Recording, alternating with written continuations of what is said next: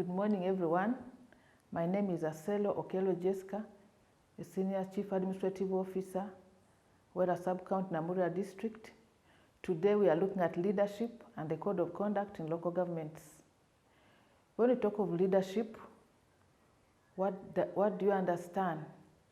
Leadership simply refers to influencing others, motivating them, and directing them in the right way in order to achieve a desired goal.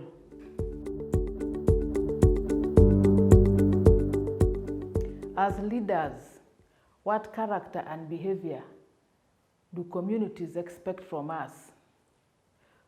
What are you supposed to, how are you supposed to behave as a leader?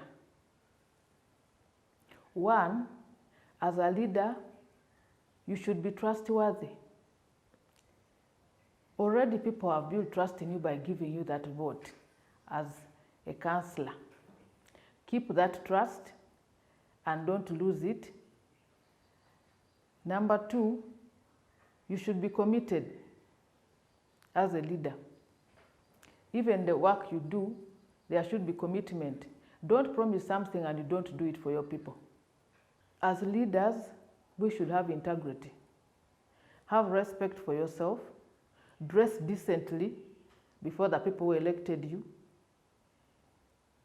Socialize responsibly. For some of you who drink, go and drink, but don't drink too much to the extent that you come and fall by the roadside. And then people come and say, this is our councillor was falling by the roadside. There you are losing integrity. As a leader, don't go fighting for food in a function. Now that you're at that level, there are certain things that you're supposed to forget about. You have to trim yourself as a leader. Don't go quarreling openly as a leader. Be presentable and respect yourself so that others can respect you. As a leader, you should be a good listener. Learn to listen to the people who elected you. Don't be so arrogant, don't be proud and think you know everything. Learn to listen to everyone and hear their concerns. As a leader, you should have a vision for your people. We are representing parishes, we are representing sub-counties at that level. At whatever level you are elected as a leader, have a vision for your people. At the sub-county, you're representing a parish as a councillor.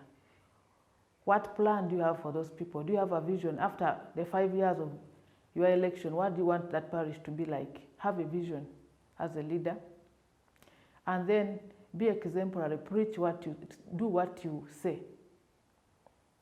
Don't tell people have pit latrines and yet you don't have a pit latrine at your home. Don't tell people take children to school and yet your children are seeing loitering in the village. You must practice what you say. And then encourage teamwork. Don't feel that you're too big now because you're a leader. You cannot participate in community work. Lead, be there with your people and lead them in the community work. Work with the people. And they say our leader is here, be a team leader. Don't feel so big and distance yourself from the community because you are now a councillor. Also be honest. Honesty is very important. If you've gone wrong, please say, here I'm wrong. I am sorry. Say, it is true this happened and like this, but don't conceal what is true from your people. And then be a servant. Serve others first, and then you last. Be tolerant as a leader. You know, people can test your anger. They can utter anything. But as a leader, what are you going to do? You have to tolerate. You have to be tolerant. Whatever the situation, they are going to be running to you thinking you are going to help them in various ways. Know how to respond. Don't just chase away anybody out of anger. And then know how to sort out disputes fairly as a leader. People may come complaining to you. This has happened, how do you handle? This one has done this. Listen to both sides and have a fair judgment for both.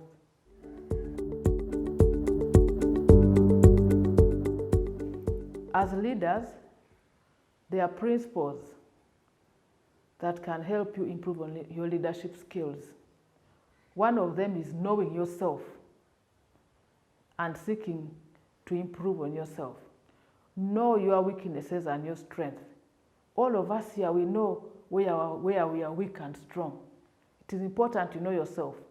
And if you know that these are my weak areas, then work hard to improve on those weak areas. People will even be telling you, but you see, your problem is this.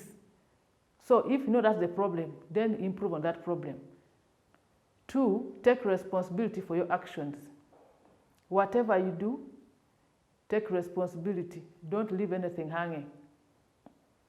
Then make sound and timely decisions. When I talk of sound and timely decisions, don't take too long to make a decision, and then don't again hurry to make a decision. And then don't forget that the decisions we make should be in line with the laws and regulations that we work with. There are various laws and regulations that guide our work as leaders. So while making a decision, make sure you are in line with those laws. And then I want to say again, be passionate about the work that you do. Have love for your work. If they are saying there is a council meeting and there's no allowance, don't stay back and say, because there's no allowance, I'm not going. That means you're not passionate about it. You don't love your work. You are there for money. Then setting an example is another one. Be exemplary, be a role model. Let people see you passing and say, yes, that's our council. Let your home be a role model in that area of residence. Let your home be neat, clean, having all the required hygiene facilities. You are telling people wash hands, there's corona, you don't have a hand washing facility in your home. You are telling people have the racks for plates, you don't have one. At the parish, your home there's no path leading to your home. People are jumping grass to reach your house. There you are not exemplary, and you are not a role model. So let's try as much as possible to be exemplary in our villages. Then know your people very well and look out for their well-being. Know what your people like, what their gaps are, and what annoys them. You are there to represent them.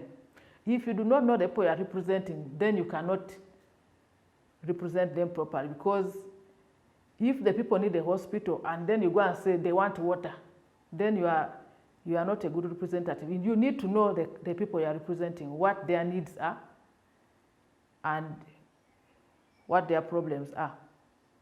Ensure that the tasks are understood by the people you lead and even the people you work with. For instance, if you are a councillor at the sub-county, there are tasks that are done by the district and the central government. But if you have not understood who does what, the community will always point at you and say, Honorable, you have not graded this road, and yet the road is supposed to be done by the central government. Make sure the community understands the roles that can be done by the district, the sub-county, so that they don't blame you for something that you cannot do. And don't be everywhere where you cannot. Use full capacity of the institution in which you work. For instance, if you're a councillor at the sub-county, what opportunities are there at the sub-county that you can use as a councillor? For instance, there is the road fund that is meant to help with community roads. You as a councillor, are your roads okay from the parish that you represent? Or you have just gone there to keep quiet and don't bother to know that the roads are bad? Use that opportunity of the road fund that is available at the sub-county to ensure that the roads in your parish are graded.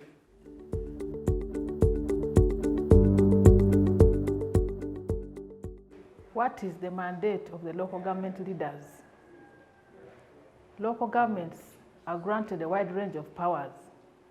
They have executive and legislative powers, powers to make development plans based on their locally determined priorities. They have powers to raise revenue. As local governments, you have powers to make and approve. You have powers to make and approve budgets. You also have powers to establish and abolish offices. You have powers to appoint statutory committees. When I talk of statutory committees and boards, we have That's at the district level, where they have the land board, they have the district service commission. Those are all appointed by the district council. It's important to note that these powers that we are talking about, the powers to approve development plans, the powers to approve statutory bodies, are not powers vested in an individual but a council. Why are we saying it should be a council? By the council doing it, we are ensuring the democratic participation in decision making. Remember that the political leaders are representing people. So by the whole council participating, it means the people of all the areas that they represent have participated. It's also important to note that political leaders play an oversight role. Your hands are supposed to be off the implementation, and you are supposed to be eyes on. As political leaders, we should not forget our social responsibilities. Being a political leader does not stop you from being a mother, a father, a daughter, a grandfather, a grandmother. Before you came into that office, you had responsibilities which you must continue taking on or even doing them better. You are a wife, make sure you organize your home as expected. Don't forget about your role at home and keep running up and down that you're going for meetings. You are a husband, don't forget to provide for your wife, or instead get another counselor for a wife and forget about your wife at home. That social responsibility is very important. And once you don't perform it well, then you become irresponsible leaders.